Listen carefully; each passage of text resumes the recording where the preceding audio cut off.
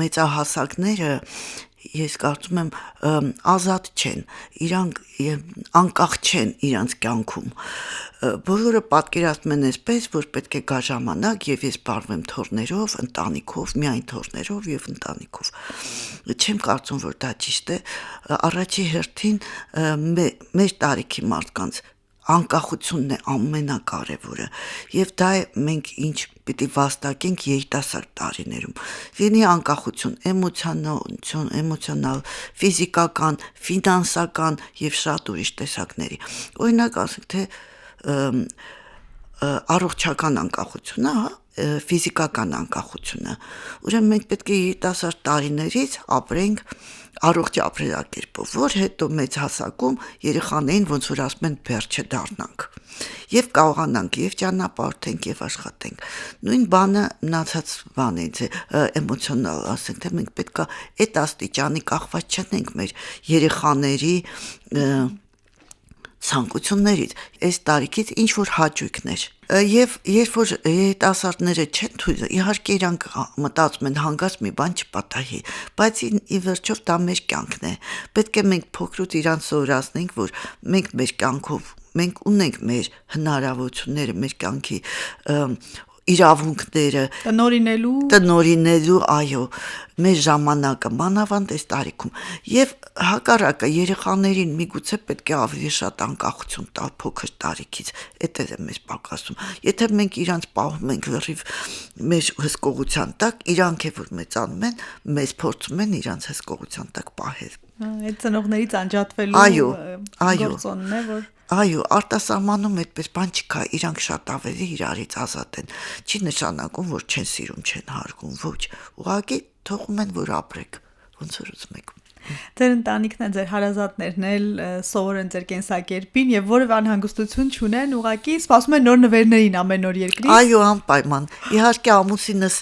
մենք միասին ենք ճանապարհորդում, բայց ինքը չի սիրում էքստրեմալ տեղեր գնա։ Իսկ ես սիրում եմ դրա համար եթե մենք գնում ենք ասենք թե եվրոպական երկիր հանգիստ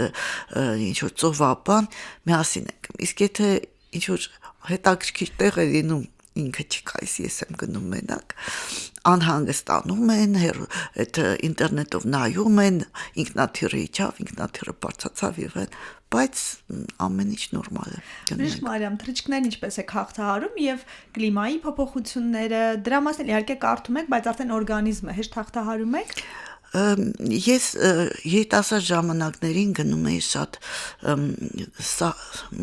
բարձանում էի ալպինիզմով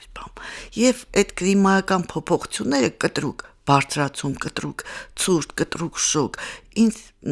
կոփել է ես այդպես եմ պատկերացնում եւ հիմա ես ոչ մի դժվարություն չեմ զգում մի տեղից մյուս տեղ գնալ կլիման փոփոխել ես իմ ժամային այդ տարածությունները փոփոխել ոչ մի ձևի ինձ վրա չի անդրադառնում թռիչքներ ոչ ամեն ինչ նորմալ է Մասամբ անդրադարձակ ինչ է հարկավոր 60-ից 65-ից հետո հայ մարդուն անկախ մասնագիտությունից Անկախ մասնագիտությունից այդպես են ասում որ ծերությունը կամ մեծ հասակ ասեմ ծերությունը ինչ որ են բառը չի մենք ասում ենք ավակ սերունդը ավակ սերունդի հասանելի կյանքը մենք ստանում ենք երիտասարդ տարիքում այսինքն մենք վաստակում ենք դա երիտասարդ տարիքում Ես մեկ պատկերացնում եմ ինչ կասեի ես հիմա մեր երիտասարդներին ինչ անեք որ հետո մեծ հասակում դուք վայելեք ձեր կյանքը հա այդպես առաջի հերթին իհարկե փորձեք վաստակեք այդ անկախությունը այսինքն վատներ ժամանակը անպետք բաների վրա օրինակ անպետք կապերի վրա մարդկանց հետ մենք շատ մարդկանց հետ հարաբերություններ ենք ունենում եւ հետո ժամանակ անց դրանք բոլորը ցրվում են գնում են եւ պարզվում է որ մենք ուղղակի ժամանակ կորցրեցինք պետք չէր ուշադիր լինել այդ դրա հետ շփումների հետ այո իհարկե մենք պետք է անպայման գիտելիք ինչքան հնարավոր է ոչ միայն Ուղղակի գիտելիք, որպես այդպես լցնենք մեր մեջ, այ հասկանալով, մտածելով, վերլուծելով, ինձ թվում է առաջի թերությունը մեր մոտ մեզ երիտասարդների մոտ ես նաև հիմա դասավանդում եմ, դրա համար եմ ասում։ Առնչվում է։ Հա,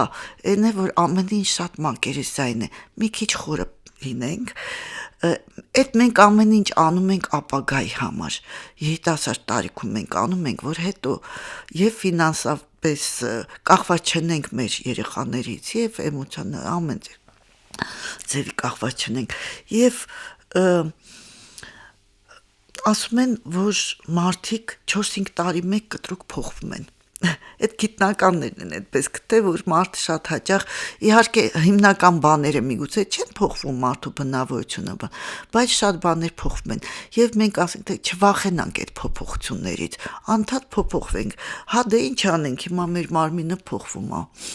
Միգուցե դա ինչ որ ձևի կանդրադառնա մեր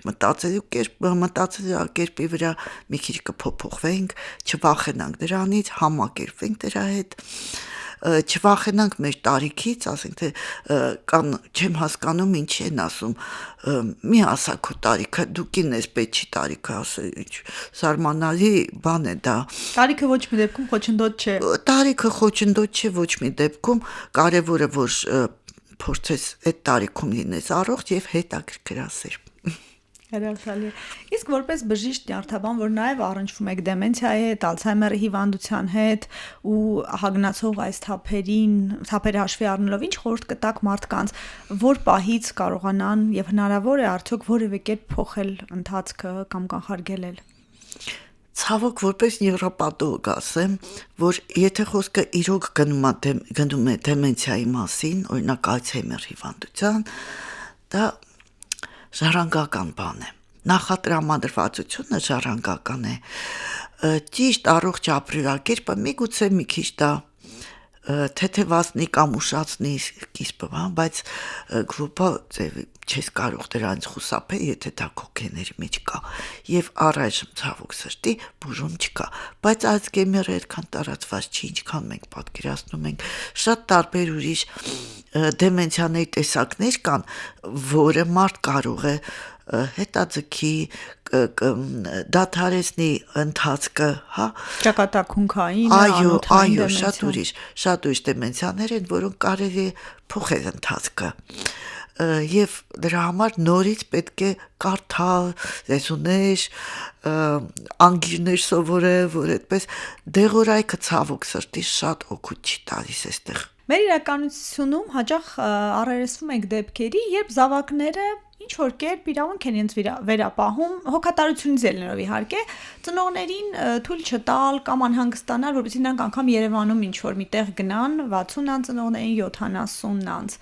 Ըստ ձեզ սա մշակութային ինչ որ խնդիր է, թե ծնողներից է հնարավոր է սա վերանայել, որովհետև ի վերջո մշակութային այս փոփոխությունն անել, որտեղ ինչպես դուք նշեցիք, հենց 70-ից 80-ից հետո այն մարդիկ ճամփորդում, ի վիճակի են լինում եւ ցանկություն ունեն։ Ինչպես է հնարավոր սա հաղթահարել։ Ես կարծում եմ, այո, սա մշակութային խնդիր է։